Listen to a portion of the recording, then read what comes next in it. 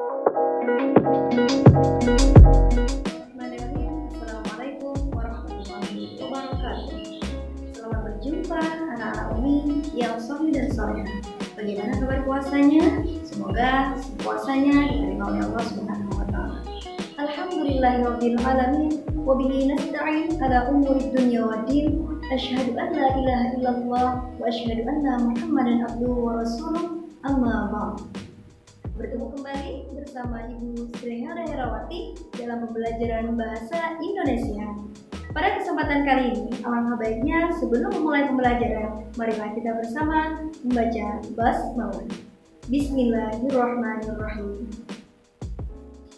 Sebelum ke materi yang akan kami sampaikan, marilah kita tengok video berikut ini.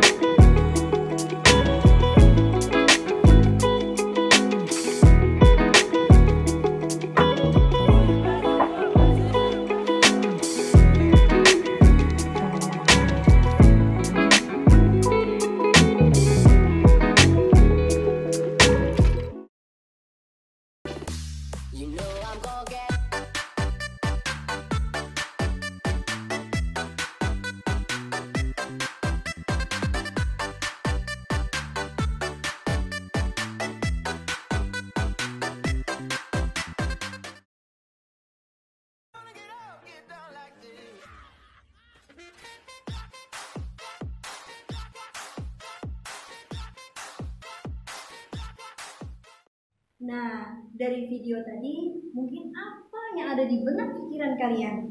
Kira-kira kita mempelajari materi apa ya hari ini? Yuk kita simak kira-kira materi tentang apa saja.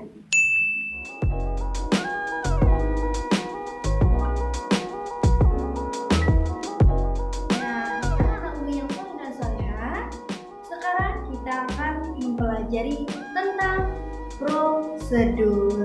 Dari video tadi sangat jelas itu adalah terkait dengan prosedur.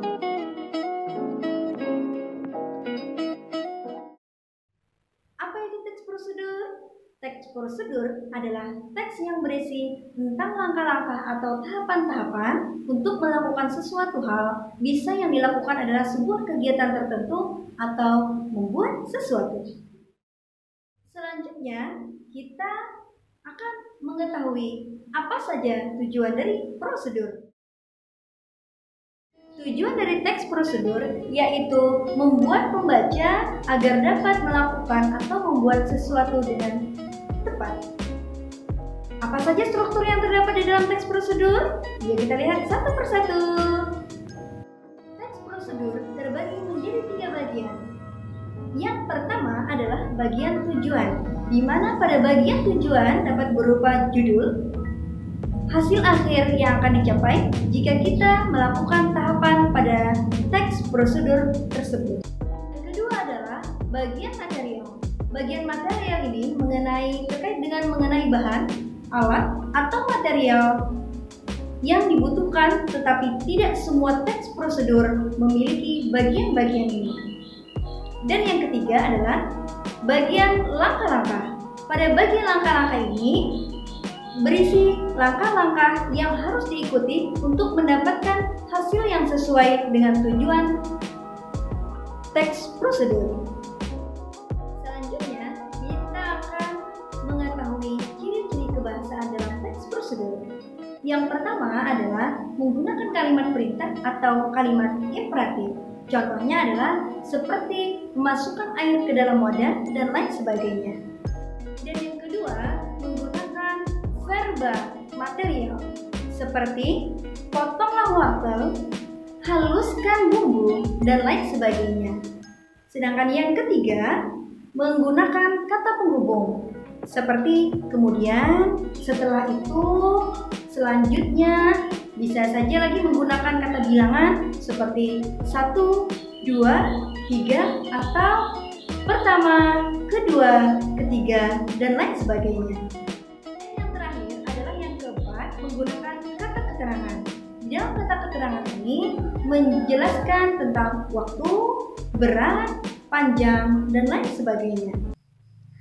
Teks prosedur sederhana adalah teks prosedur yang hanya menyajikan 2 atau 3 langkah saja.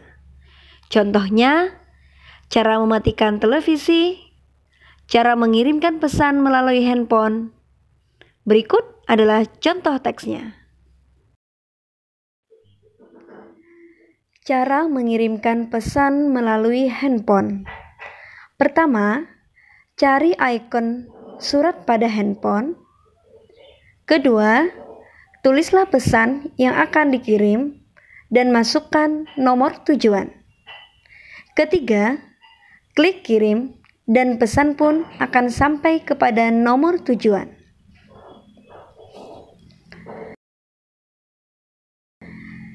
Cara mematikan televisi. Ambillah remote televisi, kemudian tekan tombol power pada remote dan arahkan pada televisi. Selanjutnya, tunggulah sampai televisi benar-benar mati. Keterangan yang berwarna pink itu verbal material, yang berwarna ungu itu sebagai kata penghubung. Semua kalimat pada teks di atas termasuk kalimat imperatif. Teks prosedur yang kedua adalah teks prosedur protokol. Adalah jenis teks prosedur yang langkah kerjanya tidak terlalu ketat atau langkah kerjanya dapat diubah atau diacak. Meskipun langkah kerjanya diubah, hasil akhirnya akan tetap sama. Contohnya seperti cara memasak mie instan, cara membuat sandwich, atau cara membuat hand sanitizer. Cara memasak mie instan. Didihkan air dalam panci, lalu masukkan mie ke dalam panci saat air sudah mendidih. Selanjutnya, masukkan bumbu mie ke dalam wadah seperti piring atau mangkuk. Kemudian, angkatlah mie yang sudah matang dari panci, lalu tuangkan ke dalam wadah, dan mie siap dihidangkan.